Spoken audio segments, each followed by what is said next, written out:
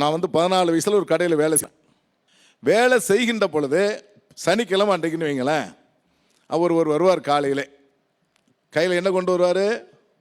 ஒரு கூரான கத்தி. இது உண்மை சம்பவம், நான் மேடை பேச்சுக்கெல்லாம் பேசலைங்க, உண்மைதான். ஒரு கத்தி எடுத்துகிட்டு வந்து அப்படி குத்துவார் பாருங்க, டேபிளில் நிற்கும், அப்படியே கத்தி நிற்கும், எடுக்க மாட்டார்.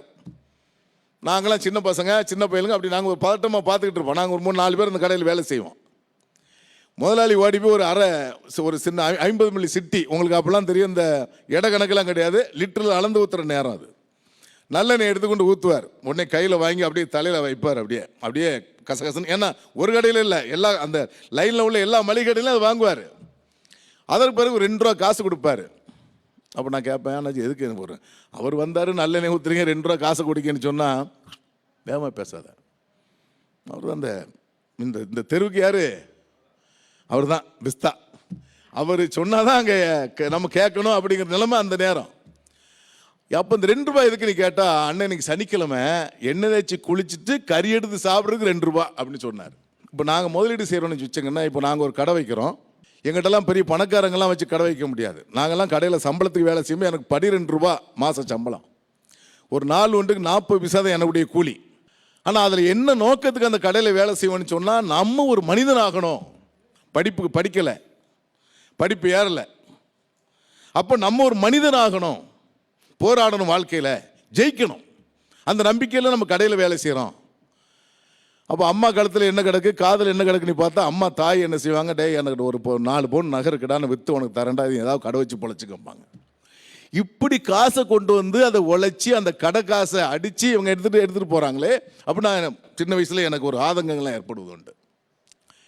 இப்போ நீங்கள் நிறையா சினிமா படம்லாம் பார்த்துருப்பீங்க. இப்போ மேடம் பேசும்போது கூட சொன்னால் நாயகன் படத்தெல்லாம் எடுத்துக்காட்டா சொன்னாங்க. எங்கேயாவது கலவரன்னா யார் அடிப்பாங்க? வியாபாரி தான் அடிப்பாங்க, வேறு யாரும் அடிக்க மாட்டாங்க. ஏன்னா வீடுகளை பூந்து அடிக்க மாட்டாங்க.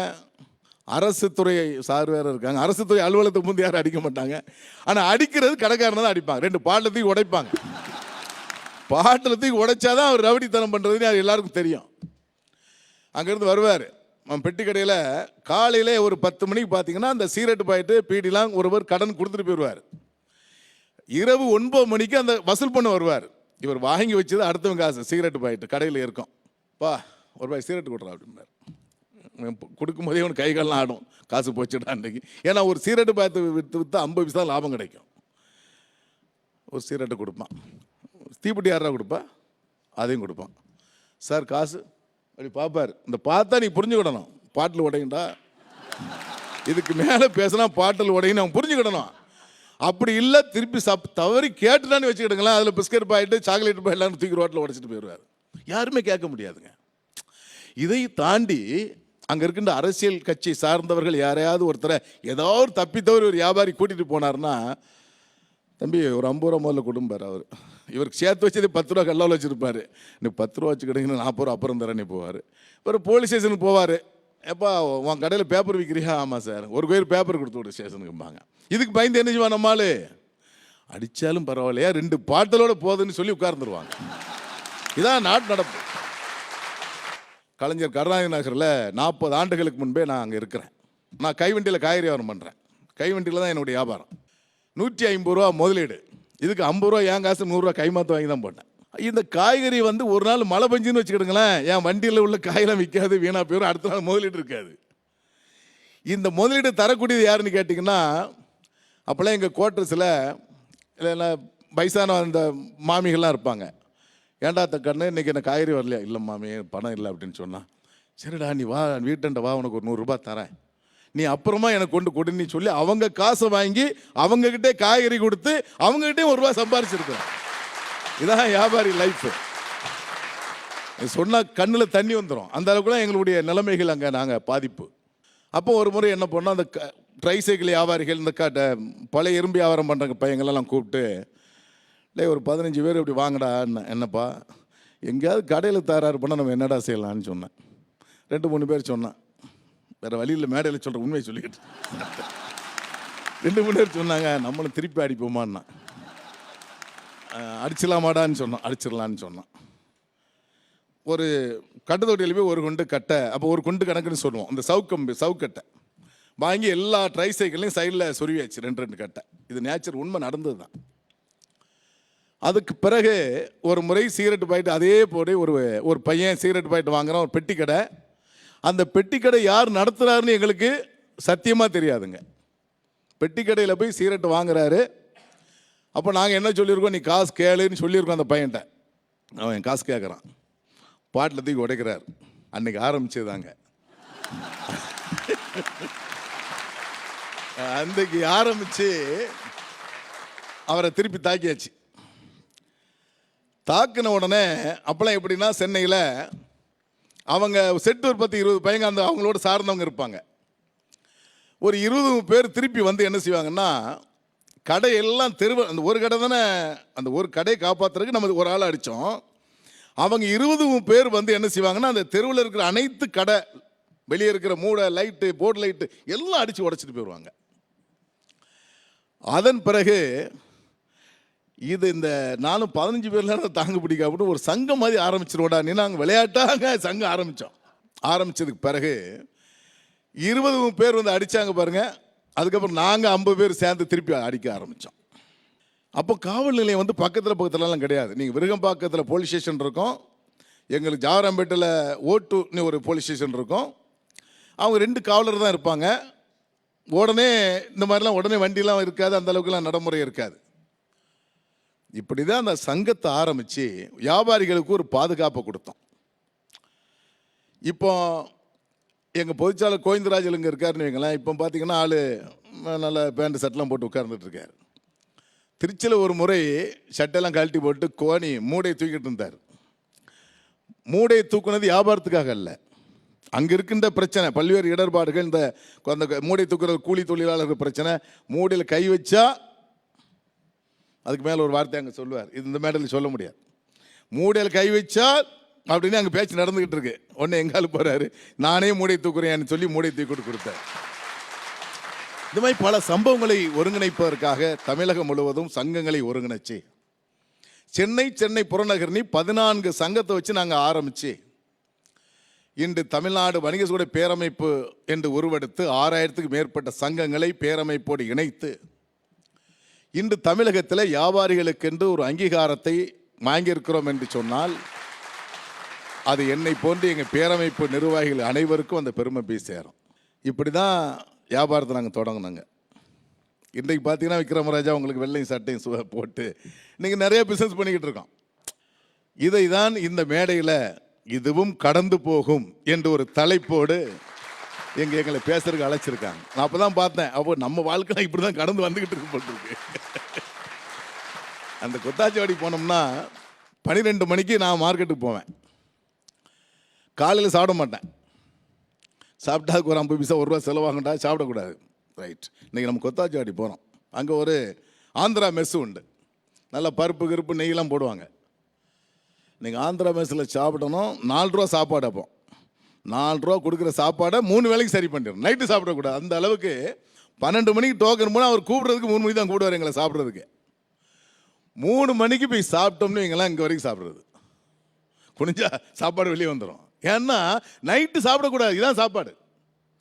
இப்படி தன்னுடைய செலவுகள், உணவுகள், பல நேரம் எனக்கெல்லாம் சென்னை மாநகராட்சி தண்ணி தான் எனக்கு குடிநீர், சாப்பாடாகவே நான் சாப்பிட்ருக்கேன்.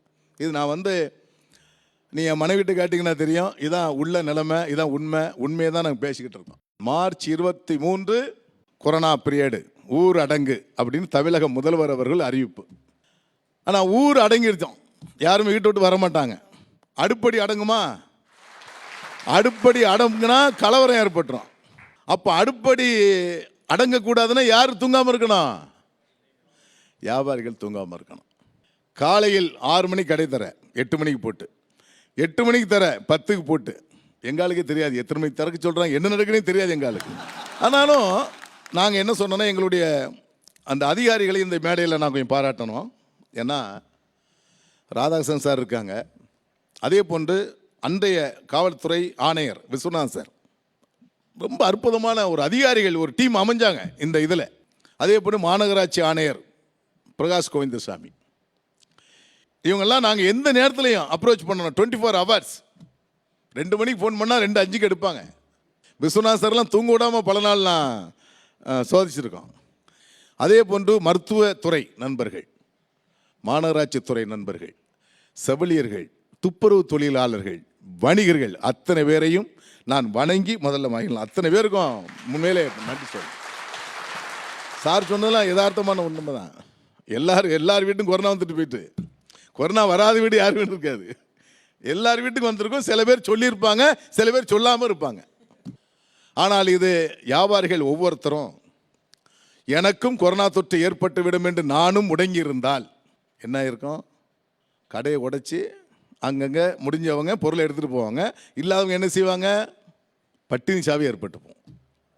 ஆகவே தான் வியாபாரிகள் இதையும் புறம் தள்ளிவிட்டு, இதற்கு மக்கள் என்பது யார்? எங்களுக்கு இப்போ எங்களுக்கெல்லாம் முதலாளி எஜமான். இப்போ நான் ஒரு கடைக்கு முதலாளியாக இருப்பேன், எனக்கு முதலாளி யார்? எஜமானர் தான் முதலாளிகள். நல்லா புரிஞ்சுக்கிடுங்க, அந்த எஜமானர்கள் தான் எங்களுக்கு முதலாளி.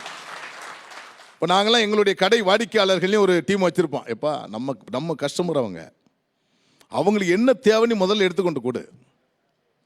இரவு வேலைலாம் பார்க்க மாட்டோம், 12 மணிலாம் பார்க்க மாட்டோம். எந்த அத்தியாவசிய பொருள் எந்த நேரத்தில் கேட்டாலும் கொடுப்போம் அவங்களுக்கு, கடையை திறந்து. ஏன்னா ஒவ்வொரு குடும்பமும் எங்களோட சகோதர மாதிரி அண்ணதி மாதிரி பழகுவாங்க. தன்னுடைய குடும்பத் தலைவர் கூட குடும்பத்தை தெரியாத விட எங்களுக்கு அங்கே என்ன நடக்குன்னு எல்லாமே தெரியும். ஏன்னா அந்த அளவுக்கு வியாபாரிகளோட அவங்க அப்படியே ஒட்டு உறவாடிடுவோம். உண்மை இது. அந்த அளவுக்கு சகோதர பாசத்தோட அவங்க வீட்டில் ஒரு சுண்டல் போட்டாங்க, ஒரு இனிப்பு போட்டாங்க, விநாயகர் சதுர்த்தி வருது, அங்கே எந்த கொல்கட்டை போட்டாலும் அவங்க வீட்டில் எல்லாரும் சாப்பிட்றாங்களே, நாங்கள் எல்லாரும் சாப்பிட்டோம். அந்த அளவுக்கு அந்த பாசத்தோடு கொண்டு கொடுத்துட்டு போயிடுவாங்க. டே கண்ணு ஒன்று எல்லாம் உனக்கு வச்சுக்க பாரு மாறு. எங்களுக்குலாம் அதை பட்டா பிரசாதம் மாதிரி. ஏன்னா நாங்கள்லாம் அது கொல்கட்டெல்லாம் போட்டு சாப்பிட்றது இல்லை. கஞ்சி போட்டோமா, கஞ்சை குடித்தோமா, கூட்டுக்கு பச்சை மிளகாய் வச்சோமா, 2 சின்ன வச்சோமா தான் நாங்கள் அப்போ சாப்பிட்டுக்கிட்டு இருப்போம். அந்த அடிப்படையில் தான் வியாபாரிகள் என்பது அந்த மக்களோடு சேர்ந்து பயணம் செய்துக்கிட்டு இருந்தோம். அதாவது கொரோனா வந்துருச்சு, காய்கறி மார்க்கெட்டில் கொரோனா தொற்று அப்படின்னு ஒரு வாசகம் வந்துருச்சு. ஆனால் அந்த காய்கறி வியாபாரிகள் ஒரு கடை கூட மூடக்கூடாது என்பது அரசுடைய தரப்பு. நான் கூட தமிழக முதல்வரோடு ஒரு 15 நாட்கள் எல்லா கடையும் மூடிடுறேன்னு கூட கேட்டேன். மூடவே வேண்டான்ட்டாங்க. ஏன்னா அங்கே மூடினால் மக்களுக்கு பாதிப்பார்கள், விலைவாசி உயர்ந்துடும். நீங்கள் பெரிய விஷயம் என்ன யோசித்து பார்க்கணும். கொரோனா தொற்று நேரத்தில் காய்கறி பழங்கள் விலை ஏறாமல் இருந்தது. எல்லாம் பார்த்தீங்களா? விலை ஏறலை.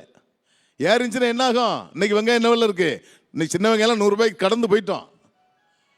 ஆனால் அந்த காய்கறி பொருட்கள் விலை ஏறாமல் இருந்ததெல்லாம் பெரிய சிறப்பு, பெரிய புண்ணியம். இதற்கு என்ன காரணம்? அந்த அதிகாரியோட டீம் ஒர்க் இதான் அதில் பெஸ்ட். இங்கேருந்து அத்தியாவசிய பொருளை எந்த பொருளையும் மடக்கக்கூடாது. டெல்லியிலேருந்து ஒரு IAS ஆஃபீஸர் எங்களுக்குன்னு. அப்போ நான் கேட்டேன், சார் எங்களுக்கு தமிழ் தானே தெரியும், அங்கே ஆங்கிலம் ஹிந்திலாம் பேசணும்னு சொன்னேன். உடனே தமிழ் தெரிஞ்ச IAS ஆஃபீஸர் போட்டிருக்கேன்னு சொல்லி நான் விக்ரமராஜாட்ட அங்கேருந்து கொடுத்து நான் தமிழே பேசுவேன் அவர்கிட்ட. ஒரு முறை மும்பையில் வர்ற செக் போஸ்ட்டில் வெங்காய வண்டிகள்லாம் நிப்பாட்டிட்டாங்க. உடனே பேடி சார்கிட்ட பேசினேன், சார் இந்த மாதிரி நிற்கிறாங்க. உடனே அவரும் பேசி நானும் IAS ஆஃபீஸர்கிட்ட பேசுகிறோம். 1 மணி நேரத்தில் வண்டியெல்லாம் கிளியர் ஆகி போச்சு. சென்னையில், தமிழகத்தில் ஊட்டிலேருந்து வர்ற காய்கறி வண்டின்னு தெரிஞ்சு சில அதிகாரிகள் இருப்பாங்க கீழே, அவங்களுக்கு அதெல்லாம் தெரியாது. எல்லா வண்டியும் நிறுத்த சொல்லியாச்சு. இன்றைக்கு ஊரடங்கு, ஞாயிற்றுக்கிழமை வண்டி எந்த வண்டி போகக்கூடாது. எப்போ காய்கறி வண்டி ஓரங்கட்டுன்னு சொல்லிட்டாங்க. அங்கேருந்து எனக்கு உடனடியாக தொலைபேசியில் வருது, ஒரு 11 வண்டிகளை மடக்கி வைத்திருக்கிறார்கள்னு சொல்லி. உடனே DGP சாருக்கு தொலைபேசியில் பேசி உடனே அங்கே காவல்துறை பேசி அந்த வண்டியை என்ன செய்கிறோம்? ரிலீஸ் பண்ணி விடுறோம். இப்போ அந்த அதிகாரிகள் அந்த மாதிரி இடங்களில் ஒத்துழைப்பு செய்யலைன்னா ஒன்று காய்கறி வராது, இல்லைன்னா நாங்கள் வீதியில் இறங்கி என்ன செய்யணும்? போராடும். அந்த நிலைமை ஏற்படும். அது எல்லாம் ஏற்படாத காரணம் இந்த அதிகாரிகளுடைய ஒரு டீம் ஒர்க்கு. நல்ல அதிகாரிகள் இருந்தாங்க. இந்த வேளையில் கொரோனா இன்னைக்கு பார்த்தீங்கன்னா லாக்டவுன், தகரத்தை வச்சு அடைச்சி எப்போ அங்கே இருக்கு, யாரும் உள்ளே போகக்கூடாது, யாரும் வெளியே வரக்கூடாது. மருத்துவர் சொன்னாங்க, டாக்டர் சார் சொன்னாங்க, பிள்ளைக்கு கொரோனா வந்துச்சுன்னா தகப்பனை கிட்ட போக முடியாதுன்னு சொன்னாங்க. ஆனால் அங்கே லாக்டவுன் அடைச்சி வச்சிருக்க இடத்துக்கு பொருள் போகணுமா வேண்டாமா? அரிசி பருப்பு வேணுமா வேண்டாமா சொல்லுங்கள்? அது யார் கொண்டு கொடுக்கறது? எங்களை சார்ந்தவர் தான் கொண்டு கொடுப்போம். ஏன்னா அவர்கள் பசியாக இருக்கக்கூடாது. தன்னுடைய உயிரையும் துச்சமென மதித்து அங்கு பணியாற்றினான் வியாபாரி. அதைத்தான் சகோதரர்கள் அழகா சொன்னாங்க. அதைத்தான் பாரத பிரதமர் நரேந்திர மோடிஜி கூட அதை அழகாக பாராட்டினார்கள், நம் உள்நாட்டு வியாபாரிகள். அதுக்கப்புறம் தான் பார்த்தீங்கன்னா இப்போ 2-3 சட்டங்களை போட்டுக்கிட்டே இருக்காங்க. சைனா பொருளை விற்காத, வாங்காத, அந்த இராணுவ கேண்டீனில் வெளிநாட்டு பொருளை விற்பனை செய்யாதீர்கள். இந்த உணர்வு அப்போ தூண்டப்படுகிறது. இப்போல்லாம் பார்த்தீங்கன்னா ஆன்லைன், எல்லா பிள்ளைகளுமே அப்படியே தட்டிக்கிட்டு இருப்பான் ஆன்லைனில். அதை விட கொடுமை என்னன்னு கேட்டிங்கன்னா, எங்கால் ஒரு கடை வச்சுருப்பார், ஒரு ஷோரூம் போட்டு ஒரு சோஃபா செட்டு ஷூகரை விற்கிற கடையெல்லாம் இருக்கும். அங்கே வந்துடுவாங்க, அங்கே ஷூகெல்லாம் போட்டு பார்ப்பார். அங்கேயே ஆன்லைனில் தட்டுவார், இந்த ஷூ என்னோட அங்கே என்ன கம்பெனி என்னன்னு பார்ப்பார். அவர் கடையில் ஷூவை போட்டு பார்த்துட்டு அதே ஷூ என்ன செய்வார், ஆன்லைனில் ஆர்டர் கொடுப்பார். ஆனால் நம்ம ஏசி ஓடும், நம்ம ஏசி அந்த கடைக்கு நான் வாடகை கொடுத்துக்கிட்டு இருக்கேன். ஒரு ஸ்கொயர் ஃபீட்டுக்குள்ளேயும் வாடகை கொடுக்கணும், நான் லைசன்ஸ் எடுத்து வச்சிருக்கிறேன். இவ்வளவும் செஞ்சு அந்த கடையில் யார் பயன்படுறது, யார் முகம் தெரியாத அந்த முதலாளி யாருன்னு அவனுக்கு அந்த தம்பிக்கு தெரியாது, அந்த ஆர்டர் கொடுக்குறது தெரியாதுங்க. அதற்கு பின்னால் அதுக்குரிய எந்த நாட்டுடைய முதலீடு இருக்குன்னு யாருக்கா தெரியுமா, அது உங்களுக்கு தெரியாது. இப்படி அந்த ஒரு ஆன்லைன் மோகத்தின் மூலமாக நமது உள்நாட்டு வணிகம், நீங்கள் நல்லா புரிஞ்சுக்கிடணும், உள்நாட்டு வணிகத்தை வெளிநாட்டு வணிகர்கள் சூறையாடி கொண்டிருக்கிறார்கள். இதுதான் உண்மை. இந்த ஆன்லைன் மூலமாக வியாபாரம் செய்வாங்க. அந்த பொருளை மாற்றணும்னு கேட்பா, நீங்கள் ஒரு முறை ஃபோன் போட்டு ஒரு பொருளை கேட்டீங்கன்னா வாங்கலைன்னா 100 முறை உங்களை தொடர்பு கொள்ளுவாங்க. ஆனால் அதே பொருளை மாற்ற வேண்டும் என்று சொல்லி 100 முறை நீங்கள் ஃபோனில் போட்டாலும் கிடைப்பாங்க. மாற்றி உடனே கிடைக்குமா? மாற்ற முடியாது, கிடைக்காது. ஆனால் எங்ககிட்ட எப்படி, நீங்கள் நேற்று இந்த டீப்பை வாங்கிட்டு போனாங்க, சரியா இல்லை, டேய் அம்மாவுக்கு இந்த டீப்பாய் உள்ள வச்சு வேறு டீப்பாய் எடுத்து கூட உடனே சொல்லுவோம். ஆன்லைனில் முடியுமா? முடியாது. அதை தான் பாரத பிரதமர் நரேந்திர மோடிஜி அவர்கள் சொல்லுகின்ற பொழுது நம் உள்நாட்டு சிறிய வியாபாரிகளை கட்டாயமாக பாராட்டணும். அவங்க தான் ஏன் சேவை செஞ்சாங்க அந்த நேரத்தில் சொன்னாங்க. ஆன்லைன் மூலமாக பொருள் வந்ததா? அன்றைக்கு ஆன்லைன் மூலமாக அரிசி பருப்பு காய்கறி வந்ததா? இல்லை. ஆகவே உள்நாட்டு வியாபாரிகளை மறந்து போகாதீர்கள். ஏன்னா ரொம்ப அனுபவிச்சு, நான்லாம் அந்த அனுபவிச்சு சொல்கிறாள். பக்கத்து வீட்டில் ஒரு திருமணம் நிச்சயம் பண்ணிடுவாங்க, ஆனால் கல்யாணம் நடக்கின்ற பொழுது அவருக்கு தேவையான பணம் அன்னைக்கு வந்திருக்காது. சமையல்கார் லிஸ்ட்டை கொடுத்துருப்பாரு, 3 மணிக்கெல்லாம் சரக்கு வந்துடணுமா மண்டபத்துக்கு, அப்போ தான் நான் 7 மணிக்கு சாப்பாடு தருவேன்னு சொல்லுவார். இவங்க வீட்டில் உட்கார்ந்து பார்ப்பாங்க, கணவன் மனைவி முட்டி மோதுவாங்க, பிள்ளைக்கு தெரிஞ்சிடக்கூடாதும்பாங்க. ஏன்னா பிள்ளை மாப்பிள்ளை பையன், அவனுக்கு தெரிஞ்சால் வருத்தப்படுவான். ஐயோ அம்மா அப்பா இவ்வளோ கஷ்டப்படுறான்னு வருத்தப்படுவேன், பிள்ளைக்கு தெரியக்கூடாது. மெதுவாக குசுன்னு பேசுவாங்க. சரி நீ அப்படியே நம்ம அண்ணன் கடையில் போய் கொஞ்சம் கேட்டு வாயாம்பாங்க. அவர் வர மாட்டார், அந்த சகோதரி அனுப்புவார். அந்த அம்மா அப்படியே வருவாங்க தயங்கி. என்னம்மான்னு கேட்பார் எங்கள் ஆள். என்னக்கா சொல்லுங்க. இல்லைம்மா என் தம்பிக்கு கல்யாணம். ஆமாம் அது தெரியுமா, கல்யாணம் வச்சுருக்கு, மண்டபங்க எடுத்துருக்கு. ஆமாம் அது தெரியுமா, சொல்லுங்கக்கா என்ன வேணும். இந்த மளிகை ஜாமான் கொஞ்சம் நீங்கள் தந்துட்டீங்கன்னா மொய் பணம் வந்த உடனே அந்த பணத்தை எடுத்து நான் கடன் அடைச்சிடுறேன்பாங்க. எங்கால் என்ன செய்வார், கொடுத்துருப்பாரா கொடுக்க மாட்டாரா? நீங்கள் போயிட்டு வாங்க, கல்யாண வேலையை பாருங்க, மண்டபத்துக்கு சரக்கு போட்டு அனுப்புங்கம்பாங்க. அந்த திருமணம் அன்று எல்லாரும் ருசியாக சாப்பிட்றாங்கன்னா அதுக்கு யார் காரணம்? உன்னை சார்ந்த உள்நாட்டு ஒரு வியாபாரி தான் காரணம். அன்னைக்கு வெளிநாட்டுக்காரன் கடன் கொடுக்க மாட்டான். அதே போன்று தான் பர்னிச்சர் கடையில், இதெல்லாம் நான் உண்மை சம்பவம். மணலில் ஒரு கடையில் உட்கார்ந்துக்கிட்டு இருக்கேன், நான் ஒரு 4-5 பேர் பேசிக்கிட்டு இருக்கோம். ஒரு ஃபேமிலியோடு 2-3 பேர் வந்தாங்க. வந்து அந்த ஓனரை மட்டும் தனியாக கூப்பிட்டு பேசினாங்க. ஒரு வண்டியை கூப்பிட்டார், ஏற்றி விட்டார். என்ன இல்லை அவங்ககிட்ட பணம் இல்லை, ஒரு 3 மாதம் கழித்து தரேன்னாங்க. ஏன்னா பொண்ணு வீட்டுக்காரங்க மாப்பிள்ளை வீட்டுக்காரங்களுக்கு இந்த பெட்டு கட்டெல்லாம் வாங்கி தரேன்னு சொல்லிட்டாங்க. இதனால் ஒரு பிரச்சனை வந்துடக்கூடாது என்கிட்ட சொன்னாங்க. எடுத்துகிட்டு போங்க, 3 மாதம் கழித்து கொடுங்கன்னு ஏற்றி விட்டேன்னு சொன்னார். இதை உங்களை சார்ந்த உள்நாட்டு வியாபாரிகள் மட்டும்தான் அதை செய்ய முடியும், தர முடியும் என்பதை இந்த கல்யாண மாலை நிகழ்ச்சி மூலமாக நான் பகிர்ந்துக்கிறேன். மற்றவங்களாம் கிடைக்காது. இதுவும் கடந்து போகுங்கிற நிகழ்ச்சியை பார்க்கும்போது தீப ஒளி, ஒரு ஒளி தெரியுதுன்னு சொன்னாங்க மேடம், பார்த்தீங்களா நீங்கள்? இப்போ நான் ஹோட்டலுக்கெல்லாம் நிறைய ஹோட்டல் பாருங்கள், 40% ஹோட்டல் திறக்க முடியாமல் இருக்குது. ஏன்னா முதலீடு கிடையாது, விற்பதற்கு அவர் ரெடி, வாங்க ஆள் கிடையாது. ஏன்னா வியாபாரிகளுடைய நிலைமை அவ்வளோ ஒரு மோசமான நிலைமைக்கு தள்ளப்பட்டிருக்கிறது. அதுதான் இந்த மளிகை வியாபாரம்லாம் ஒரு பத்திரிகை ஊடகங்களில் விலை அதிகமாக விற்பனை செய்கின்றார்கள் என்ற ஒரு செய்தி வந்துச்சு. உடனே நான் பொதுச்சாளர்கிட்ட கேட்டேன் என்ன செய்யலான்னு சொன்னேன். இது விலைப்பட்டியல் வெளியிடுங்கன்னாங்க. உடனடியாக தமிழ்நாடு வணிக சூடை பேரமைப்பு விலைப்பட்டியல் வெளியிட்டு இதற்கு மேல் எம்ஆர்பி ரேட்டுக்கு மேலே யாராவது ₹1 அதிகப்படியாக விற்பனை செய்தால் ஒரு வாசகத்தை எங்களுக்கு சுற்றறிக்கையில் போட்டு விட்டோம். நீ தற்காலிகமாக மக்களை ஏமாற்றினால் மக்கள் உன்னை நிரந்தரமாக ஏமாற்றி விடுவார்கள். ஆகவே இந்த தருணத்தை பயன்படுத்தி விலையேற்றி சேர்க்கை விலை ஏற்றாதீர்கள். இதில் உதவி செய்யுங்க. உனக்கு வியாபாரத்தை பிக்கப் பண்ணுறதுக்கு நல்ல வாய்ப்பு. இந்த கொரோனாவில் நிறைய நல்ல விஷயம் நடந்திருக்கு. நீ பார்த்தீங்கன்னா சொந்த பந்தங்கள்லாம் முன்னாடி அப்படி பிரிஞ்சு போயிட்டோம். அண்ணன் தம்பி மாமன் மச்சனே சித்தப்பா பிள்ளைகள் பெரியப்பா பிள்ளைன்னு யாருக்குமே தெரியும். அடையாளம் தெரியாத கண்டிஷனுக்கு நம்ம ஆட்கள் போய்கிட்டு இருக்காங்க. ஆனால் இந்த கொரோனா வந்து அது இணைச்சி வச்சிருக்கு. வியாபாரிகள் என்பது உங்களின் ஒருவன். அதாவது மளிகை கடைக்காரர், மளிகை வியாபாரி மெடிக்கலுக்கு போனால் அங்கே இவர் நுகர்வோர், மெடிக்கல் ஷாப்காரர் ஜவுளி கடைக்கு போனால் அங்கே அவர் நுகர்வோர். ஆக உங்களில் ஒருவன் தான். 6 வீட்டுக்கு ஒரு வீடு நம்ம ஊரில் வியாபாரிகள் வீடு இருக்கு. 6 ஓட்டுக்கு ஒரு ஓட்டு எங்கள் ஓட்டு இருக்கு. அரசுக்கு சொல்கிறேன். ஏன்னா நீங்கள் பார்த்தீங்கன்னா அந்த ஒரு விஷயத்தையும் சொல்லி நிறைவு செஞ்சிடறேன். இப்போ மதுபான கடையெல்லாம் திறந்தோம். எத்தனை துறை அதிகாரி இருந்தாங்க? காவல்துறை, மாநகராட்சித்துறை, ரெவன்யூ துறை, இவ்வளோ அதிகாரிகள் அங்கே இருந்தாங்க. ஆனால் அத்தியாவசியமான பொருள் அதுக்கு எந்த அதிகாரிகள் பாதுகாப்பு கொடுக்கணுமா கொடுக்கக்கூடாதா? அதே போன்று தான் கடைக்கு வருகின்ற பொழுது பொருள் வாங்க வேண்டும், குடும்பத்தோடு வராதங்க, தேவையானவர்கள் மட்டும் கடைக்கு வாருங்கள் என்பதை நான் சொல்லி வியாபாரிகளுக்கு நிறைவாக நான் ஒன்றை சொல்லுகிறேன். கொரோனா வந்துவிட்டது, பொருளாதாரம் வீழ்ந்து விட்டது நினைக்கவே நினைக்காதீருங்க. மீண்டு வர வேண்டும், நிமிர்ந்து வர வேண்டும், நம்பிக்கையோடு வாருங்கள். அதற்காகத்தான் இந்த மேடையில் இதுவும் கடந்து போகும் என்ற வாசகத்தை வைத்திருக்கார் என்பதை சொல்லி வாய்ப்புக்கு நன்றி கூறி விடைபெறுகிறேன். நன்றி, வணக்கம்.